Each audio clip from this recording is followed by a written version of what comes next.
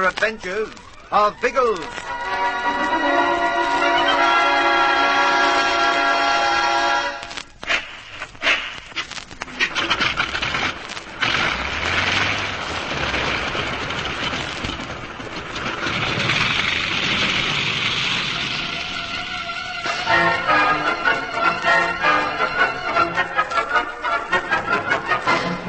With von Stahlheim and his confederates in hiding, Biggles knows he must expect constant interference in his search for the missing papers. This makes him doubly determined to find them quickly. A thorough search of Rumkeg Haven, the house in which Hagen died, produces no clues whatever, although Ginger's curious about a large bird's egg he sees on the study mantelpiece. The flyers are despondent and about to return to Kingston, when a horrible, leering face appears through the glass doors. Biggles quickly pulls the curtain aside. There he is, running for the road. It's Morgan, Napoleon Morgan. After him, chaps. But he looked different, sort of distorted. He had a stocking over his head. It pulled his face out of shape. There it is, lying on the path. Hurry up, or we'll miss him. Through the house, the front door's open. Come on. There he goes, ducking across to the timber. Better shut the door, hadn't we? I don't want them coming back in here. No, slam it. Quick, Blokes, he's out of sight. Make for the timber and spread out, as hard as you can go. Any luck through there, Ginge? Not yet. But keep your voice down, you ape. Do you want to tell Morgan what we're doing? No need to worry about noise. We've made as much as 4 elephants already. Keep in contact. I don't think we'll ever find him here. Valley undergrowth's too thick. Keep pushing ahead. How are you going, Algy? Can't see him, but I think he came through here. I say, there's a beach ahead. Right. Push through to it. He may be there. By Jove, he is, up to the right, running like Billy-O. After him, Blokes, and go even bally-well faster.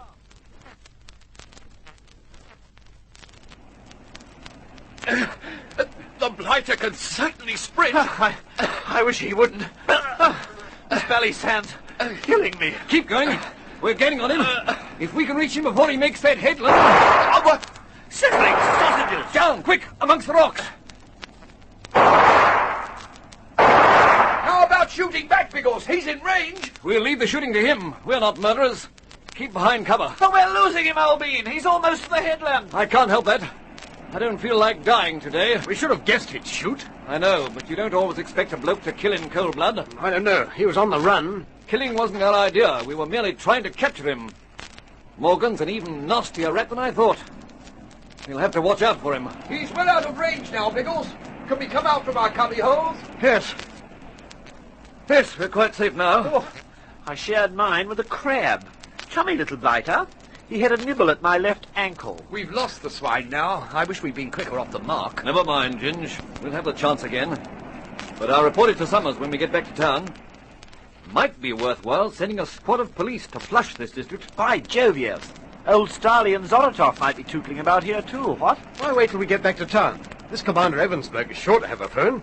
We could ring up from there. The chap next door to Hagen's. That's a thought.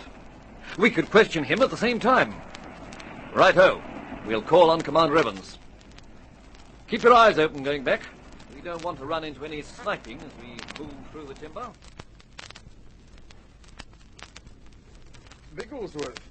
Bigglesworth, why? I don't think I've had the pleasure. We've never met, Commander.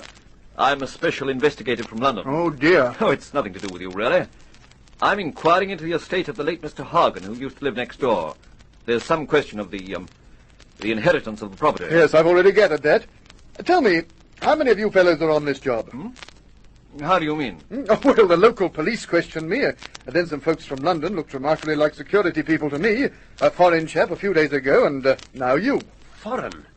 I wonder which one that'd be, Biggles. Would you describe him for us, Commander? Oh, yes, he was a tall fellow, well-built. He sports a monocle and a long cigarette holder. Deep voice, very suave manner. I didn't trust him a bit. Deep voice. Von Starlein. Thanks, Commander. We know the gentleman. Now, we do want to ask you some questions, but would you mind if I used your phone first? I've a rather urgent call to put through to Kingston. Oh, no, of course, my dear fellow. The phone's just through on the table there. Perhaps your friends would care to wait for you in my study. Absolutely. We could carry on with the jolly old detective work, what? Lacey here's my right-hand man. He knows the information I need. I'll join you in a moment or two. Oh, very well. Although I'm afraid I shan't be able to tell you more than I told this German fellow. Practically nothing. Through here, gentlemen. Now, please make yourselves at home. I don't often have visitors these days. Hello? Hello? Colonel Summers? Oh, Bigglesworth here, sir. No, not exactly in trouble, but we've seen Napoleon Morgan. Yes, that was what I was thinking. If you could send a squad of police out here at once, they might catch him. The other fellows may be about, but I didn't see them. Tew's Anchorage, opposite Hagen's house. We last saw Morgan climbing over the rocks of the far headland. Yes, that's it, sir. A thorough search of this entire district. Thanks, Colonel. I'll see you when I come back to town. Goodbye. And this specimen I found in Cuba. It's a very rare indeed. Ah, there you are, Bigglesworth. I'm afraid I was boring your friends with a dissertation on my hobby.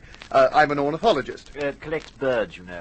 We've already told him he should add Bertie to his collection. And I've told him how bally rude these blighters can be. Positively no soul. Look at the walls, Biggles. Have you ever seen so many wonderful specimens? Your study's like a museum, Commander. You think so? Oh, I take that as a rare compliment, my dear fellow. I can think of no finer place to live than an ornithological museum. Yes, the only trouble is you can never pronounce the very word. Sausages. Very interesting indeed. Did my guest bags ask you about Hagen? Well, I'm afraid I hadn't much to tell.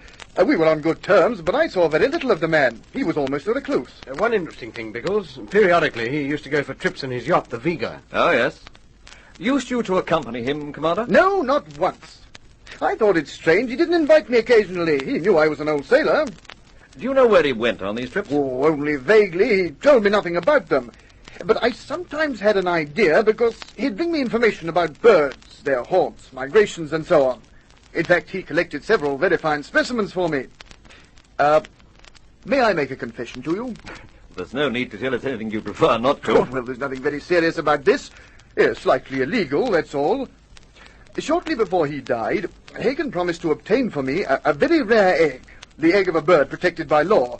But it's such a wonderful bird that I simply had to have an egg for my museum. Hagen was going to take photographs of the bird for me, too. What was the bird? Phenicopteraba ruba. I say, not the Phenicopteraba ruba. Because you said that, I couldn't. Oh, it's more commonly known as the scarlet flamingo. Oh, it's a beautiful bird that was once common in the West Indies. Now, through ruthless hunting for its plumage and the eggs which the natives eat, there are only 2 colonies left, possibly 3. One is in the island of Inagua, and the other on Andros, far away to the north. And Hagen was going to get you photos of them and an egg. Yes, he was going to photograph the nests. They're very curious, you know, turrets of mud raised above the shallow water of the lagoons. They're fascinating birds. I'm really very sorry Hagen died. Well, where was he going to get the specimens from? Inagua or Andros? Well, he was vague. Deliberately, I feel. He rather implied that he'd seen another colony of flamingos on a small, uninhabited island. But I didn't press him, you understand. All I wanted were my photos and my egg. What is the flamingo egg like?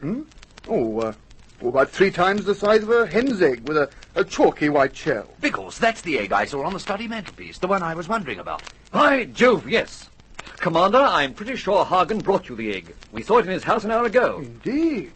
Then I wonder, could I possibly have it? Oh, certainly. You can borrow these keys if you like, and I'll pick them up later. The egg's on the study mantelpiece. Thank you.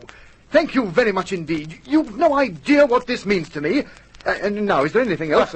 No, you can go and get it right away. We shan't bother you anymore. There is one thing I'd like to know, Elbean. Remember old Starley's warning about snakes in the garden? Oh, yes. Do you have many snakes about here, Commander? Snakes? Good gracious, no. I don't think I've ever seen one. Oh, but that doesn't apply to all the islands, mind you. There's a particularly nasty reptile in some of them, the ferdilance.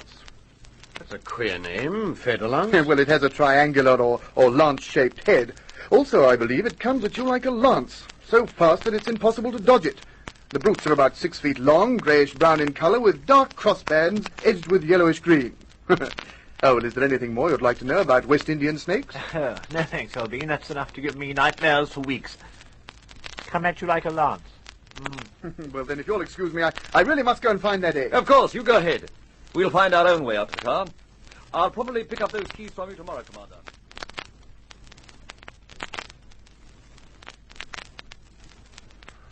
Ferdilance. Ooh. You know, I wish the old blighter hadn't told us about those bally snakes. Now, forget about them and concentrate on your driving back to town. It's bad enough normally, so don't get snakes on the brain. Now, look here, old sausage. We Ulysses are superb blooming drivers. Stop sparring and get moving, Bertie. It'll be well after lunchtime by the time... Good grief, what was... That came from Hagen's house. It was old Evans. He went in there for the egg. Come on!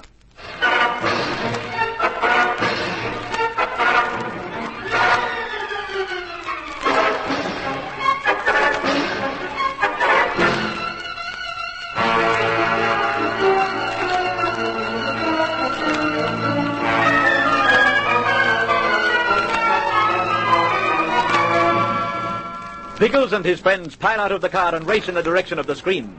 What has happened to Commander Evans? Will the air police be safe? There'll be thrills and excitement in the next chapter of The Air Adventures of Biggles.